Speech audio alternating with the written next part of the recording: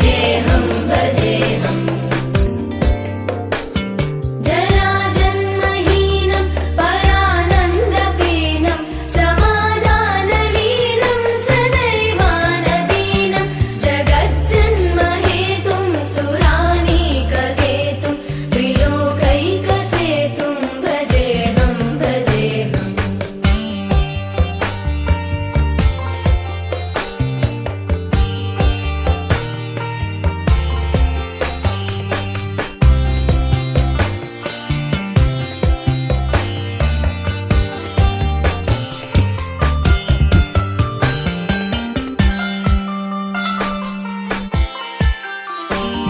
कृताम्नाय गानं खगाधीशयानं विमुक्तेर्निदानं हरारातिमानं स्वभक्तानुकूलं जगद्वृक्षमूलं निरस्तार्थशूलं भजेऽहं भजेऽहम्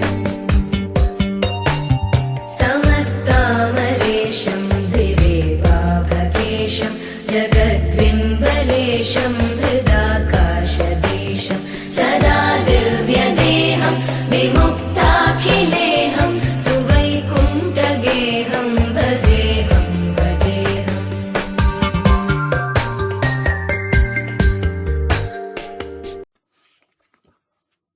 देवी द्रौपदी। महाराज द्रुपद ने द्रोणाचार्य से अपने अपमान का बदला लेने के लिए संतान प्राप्ति के उद्देश्य से यज्ञ किया। यज्ञ की पूर्णाहुति के समय यज्ञ कुंड से मुकुट, कुंडल, कवच, द्रोण तथा धनुष धारण किए हुए एक कुमार प्रकट हुआ। इस कुमार का नाम धृष्टद्युम्न रखा गया। महाभारत के युद्ध में पांडव पक्ष में यही कुमार सेनापति रहा। यज्ञ कुंड से एक कुमारी भी प्रकट हुई। उसका वर्ण श्याम था तथा वह अत्यंत सुंदर थी। महाकाली ने क्षत्रियों के विनाश के लिए अंश रूप से उसमें प्रवेश किया। उसका नाम कृष्ण रखा गया। द्रुपद की पुत्री होने से वह द्रौपदी भी कहलाई। एक चक्रा नगरी में द्रौपदी के स्वयंवर की बात सुनकर पांडव पांचाल पहुँचे। उन्होंने ब्राह्मणों का वेश बना रखा था। वहां से एक कुमार के घर ठहरे। स्वयंवर सभा में भी पांडव ब्राह्मणों के साथ ही बैठे। सभा भवन में ऊपर एक यंत्र था। यंत्र घूमता रहता था। उसके मध्य में एक मत्स्य बना था। नीचे कड़ाह में तेल रखा था। तेल में मत्स्य की छाया देखकर उसे 5 बाण मारने वाले से द्रौपदी के विवाह की घोषणा की गई थी। जरासंध, शिशुपाल और शाल्य तो धनुष पर डोरी चढ़ाने के प्रयत्न में ही दूर जा गिरे।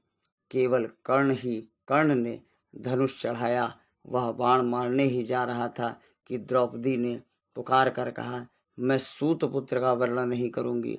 अपमान से तिलमिलाकर कर्ण ने धनुष रख दिया।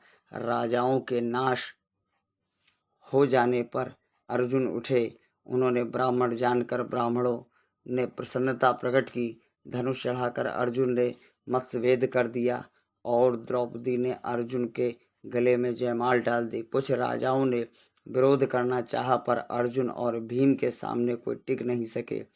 श्री कृष्ण ने पांडवों को पहचान लिया और अंत में उन्होंने राजाओं को समझा बुझाकर शांत कर दिया। द्रौपदी के साथ लेकर अर्जुन कुंती के पास पहुंचे और बोले, माँ हम भिक्षा लाए हैं, 5 भाई उसका उपयोग करो। बिना देखे ही कुंती ने कह दिया, मैंने कभी मिथ्या भाषण नहीं किया है। मेरे इस वचन से मुझे धर्म संकट में डाल दिया है। बेटा मुझे अधर्म से बचा लो। द्रौपदी को देखकर कुंती ने पश्चाताप करते हुए कहा, भगवान व्यास ने द्रुपद से द्रौपदी के पूर्व जन्म का चरित्र बताकर द्रौपदी के 5 भाइयों का विवाह करने की सलाह दी। इस प्रकार क्रमशः एक दिन 5 पांडवों ने द्रौपदी का विधि पूर्वक पाणी ग्रहण किया। श्री कृष्ण की कृपा से युधिष्ठिर ने माया द्वारा निर्मित राज्यसभा प्राप्त की। दिग्विजय हुई और राजसूय यज्ञ करके वे चक्रवर्ती सम्राट बन गए।